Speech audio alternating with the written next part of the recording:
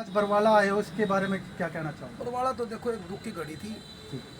हमारे परिवार के सदस्य थे, उनका ट्रेजरी होगी थी, दाह संस्कार पाया था। मैंने कहा चलो यहाँ बैठ गया, आप आगे। एक 14 तारीख को आपने आयोजन किया था बिना बुलावा, इतने हजारों की संख्या में, कैसी भीड़ बटली हुई इसकी? ये तो देखो, जो आज मेरी 20 साल की राजनीति है और 20 साल की राजनीति में जो मेरा पारिवारिक आना जाना हुआ है, तो उसका ये उदाहरण है। जहाँ मेरा मैसेज होता है, कोई प्रोग्राम होता है, चाहे ब्याह शादी हो, चाहे कोई फंक्शन हो, उसमें मेरे साथ मेरे परिवार के सदस्य आ जाते हैं। और सबका मैं धन्यवाद भी करता हूँ कि देखो इतनी ज़्यादा संख्या में वे लोग आए। ये 45 सीटों वाला क्या चक्कर है जी? जेपी साहब ने कहा या हुड्डा साहब ने कहा, कैसा वो क्या का 45 सीटा का? भाई कांग्रेस को 45 सीटें मिल जाएं, सरकार बनानी है बस, नहीं, उससे वो ज़्यादा तो उनको देखो मैं सीटें। बताऊँ, ऐसे नहीं है। हुड्डा साहब नहीं चाह रहे थे, ना दीपेंद्र जी चाह रहे थे। ये तो जयप्रकाश जी का षड्यंत्र था। मैं आपको बताना चाहता हूँ, अगर हुड्डा साहब चाहते या दीपेंद्र जी चाहते तो दीपेंद्र जी 3 बारी मेरी बरवाड़ा विधानसभा में आए बिना कहे। मैंने नहीं कहा जी आपने आना है, क्यों राहुल गांधी जी की रैली पे आए, बिस्पड़ी गांव में आए, और उसका बाद में डाबड़ा, 7 रोड कला, लाडुआ, और 2 बारी प्रोफेसर वीरेंद्र सिंह को भेजा, न्याणा, मिर्जापुर, राजली, बुगाना। यहाँ पर प्रोफेसर वीरेंद्र सिंह जी आए। उनकी सोच थी कि हमने सरकार बनानी। उनकी सोच पे बिल्कुल भी कोई उंगली नहीं उठा सकता। मेहनत भी करी है उन्होंने, रात ने 2-2 बजे घर भी गए। जिस दिन हमारा लाडू का प्रोग्राम था उस दिन तो 11 हमारे को यहीं बच गए थे। एक मेहनती आदमी, इसमें कोई शक नहीं। बाकी ये जो सोच थी सिर्फ जेपी की, कि जयप्रकाश जी की सोच ने, कि जैसे कि मैंने बताया था कि 7 रोड कला के अंदर जयप्रकाश जी ने कहा था कि 45 सीटा हमारा काम चल जाएगा। मैंने ये नहीं कहा कि दीपेंद्र जी ने कहा, दीपेंद्र जी का धोड़ा कह दिया। बात ये था।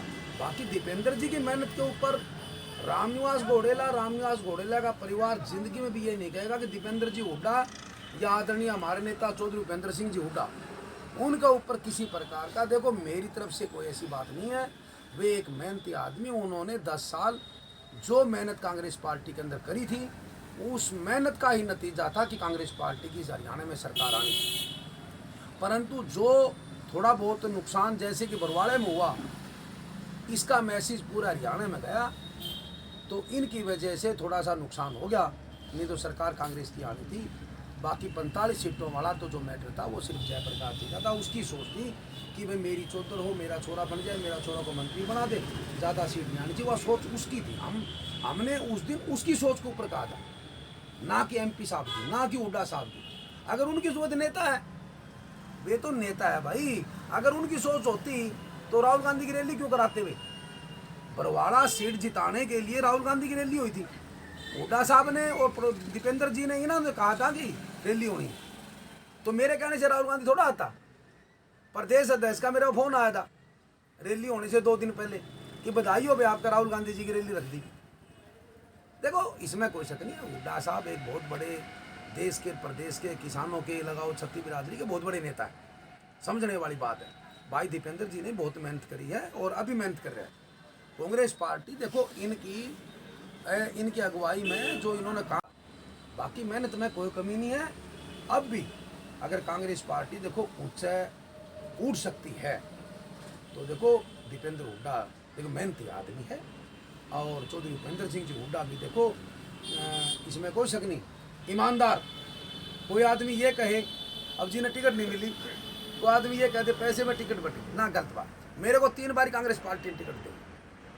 महात्मा से कहता हूँ कि हुड्डा साहब के घर ये काम कभी भी नहीं होते, कभी भी नहीं होते। 3 बार हमारा मान सम्मान करे, टिकट भी दी है और चुनाव लड़ने के लिए मान सम्मान भी करे। इस बात का ऊपर देखो वो आदमी, कोई आदमी हुड्डा साहब के घर, ठीक है नहीं, एक अच्छे आदमी है, अच्छे इंसान है, और कांग्रेस पार्टी का भविष्य भी है। नहीं तो इनको ऊपर कांग्रेस पार्टी में गुटबाजी चल रही है, हैवी हो रही है, इस बारे में आपका क्या कहना? नहीं, गुटबाजी तो देखो भाई, अब मेरे वाली बात ने जो गुटबाजी कह दो, अब मैं जो असली बात बताऊं हूं तो गुटबाजी क्या की है भाई? बात तो ये, हम तो बात बताओ वहाँ, अरे बात भी ले भाई, घनी कह ली आज 4 भी नौकंदी बढ़िया, बार बार नाम लिया तो माने ही शर्म आने लगी, के नाम लिया उस आदमी का। हम बार बार नहीं, समय आओगा फिर उसको उजागर करेंगे, ठीक है नहीं। गुटबाजी नहीं है, कांग्रेस पार्टी को बिल्कुल सही बात है, थोड़ी बहुत को सलाह मशवरा की बात है। सभी कांग्रेस पार्टी जनों ने एकजुट होकर आज कांग्रेस पार्टी को एक करने के लिए हमने सबकी मदद लेनी चाहिए।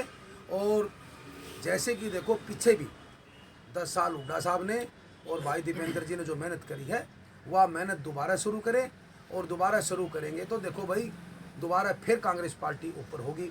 हमारी तो जन्मजात कांग्रेस है।